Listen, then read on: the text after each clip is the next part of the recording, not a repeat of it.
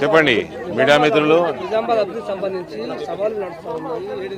నిన్న అవగాహన రాహిత్యంతో చదువు సంధ్య సంస్కారం చక్కగా లేకుండా రేవంత్ నిన్న ఇందూరుకి రావడం జరిగింది.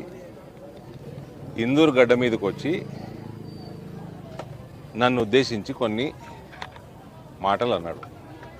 నెంబర్ 1, నిజామాబాద్ని స్మార్ట్ సిటీ చేయలేకపోయిండు, మోడీ దగ్గర బాగా పరపతి ఉంటుంది అంటాడు కదా మీ ఎంపీ అన్నాడు.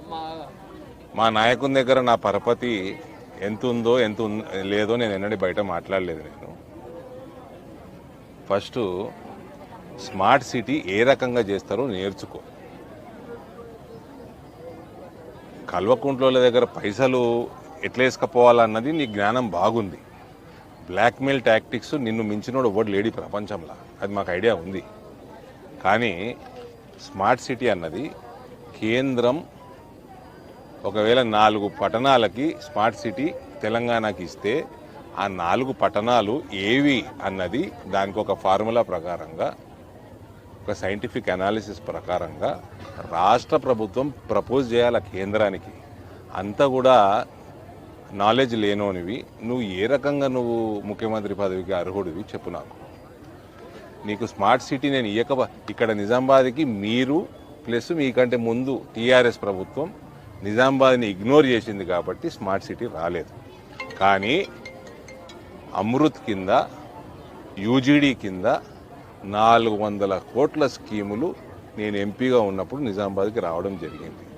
అవిట్లా మీరు అవినీతులు చేసి ఆ పనులు చక్కగా చేయకపోవడం అది మా దౌర్భాగ్యం. మీలాంటి అవినీతి పరులకు ఓటేసినందుకు తెలంగాణ ప్రజలు ఇవాళ ఇబ్బంది పడుతూ ఉన్నారు. నీకు కనీసం జ్ఞానం లేకుండా మాట్లాడకు. పక్కన ఆఫీసర్లు ఉంటారు, వాళ్ళకి చెప్పు నేను చదువుకోలేదు నాకు జర చెప్పానని అడుగు. వాళ్ళని ఇష్టం ఉన్నట్టు నోరున్నదని మాట్లాడదు. రెండోది, మోర్లు సాఫ్ చేయడానికి మోడీ కావాలన్నా ఊకే మోడీ జపన చేస్తాడు. అది నువ్వు చేయవా అనే నీ సోనియా గాంధీ జపనం దేనికి పనికిరాని రాహుల్ గాంధీ జపం చేయవా? నరేంద్ర మోడీ బాజాబ్తా మేము జపం చేస్తాము. ఆయన పైసలు పంపుతాడు. ఏదైతే యూజీడీకి పంపిండో, అమృత్ స్కీమ్ కింద రకరకాల స్కీమ్ల కోసం పంపిండో ఆ పైసలు నీలాంటి పొట్టోళ్ళు వచ్చి మోర్లు సాఫ్ చేయాలి.